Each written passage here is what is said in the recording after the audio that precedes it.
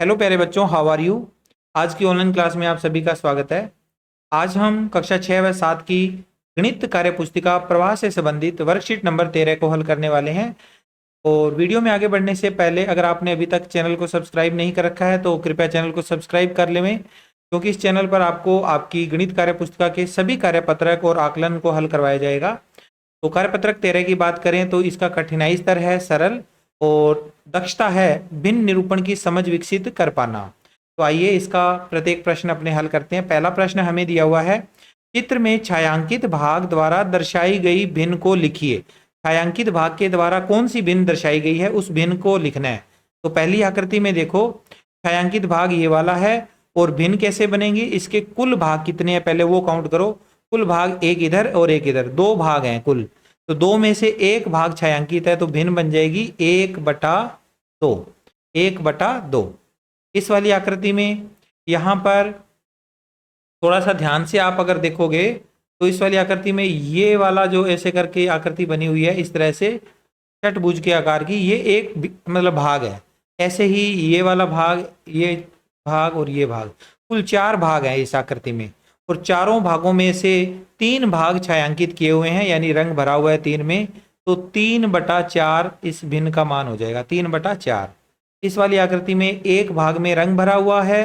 कुल कितने हैं, 1 2 3 4, 4 भाग कुल हैं। इस वाली आकृति में एक भाग में रंग भरा हुआ है। कुल कितने हैं, 1 2 3, 1/3 भिन्न आ जाएगी। ओके, अब आगे चलते हैं, इसका दूसरा प्रश्न करते हैं। दूसरे प्रश्न में हमें क्या करना है बच्चों, हमें यहाँ पर दिया हुआ है, दी गई भिन्नों को चित्र में छायांकित भाग द्वारा दर्शाइए। इन भिन्नों को हमने 1/5, 2/3, 1/4 और 3/4 इनको छायांकित भाग के द्वारा दर्शाना है। तो जैसे 1/5 लिखा हुआ है तो इस 1/5 का तात्पर्य क्या होगा, हमने इस आकृति के 5 बराबर भाग करने हैं और उन 5 बराबर भागों में से एक भाग को छायांकित करना है। तो हम इसको पहले 5 बराबर भागों में विभक्त करेंगे और उसके बाद इसको छायांकित कर देंगे केवल एक भाग को। तो चलिए इस आकृति के अपने 5 बराबर भाग करते हैं। सबसे पहला भाग अपने यहाँ पर एक सीधी रेखा खींच देते हैं और फिर आगे जो भाग बचा है उसके अपने 4 और भाग करने हैं। तो बीच में एक लाइन लगाकर और यहाँ पर पार्टीशन इसका कर देते हैं इस तरह से। आप स्केल से बिल्कुल अच्छे से नाप के करोगे बच्चों। मेरे पास यहाँ पर बिना स्केल से लाइन खींच रहा हूँ तो थोड़ा सा आइडिया इसमें रफली आइडिया ले रहा हूँ, ठीक है। अब इन 5 भागों में से अपने को केवल एक भाग में छायांकित करना है, यानी एक भाग में रंग भरना है। तो कोई एक भाग आप सिलेक्ट कर लो, ठीक है। इस तरह से आपने एक भाग को छायांकित कर देना है। तो ये भिन्न बन गई 1/5, ठीक है।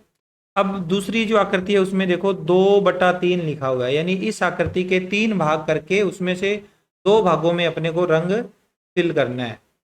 तो इसके 3 भाग करते हैं, पहला भाग और बाकी बचे हुए के 2 भाग और कर देते हैं। तो ये 3 भाग हो गए। 3 में से किसी 2 भागों में रंग भरना है तो अपने 2 भागों में रंग भर देते हैं। छायांकित कर दो, रंग भर दो, लाइनें लगा दो, ड्रॉ कर दो, बात एक ही है, ठीक है। जैसे यहाँ भर दिया कलर और एक यहाँ भर दो, तो ये 2/3 भाग हो गया। लगातार भी आप इसमें लगातार 2 भागों में भी रंग भर सकते हो, छायांकित कर सकते हो, ठीक है। ये हो गई। इस वाली आकृति में 1/4 लिखा हुआ है तो 1/4 का मतलब हुआ 4 भाग करने के बाद उसमें से अपने को एक भाग में छायांकित करना है। तो हम इसके 4 पार्ट करते हैं।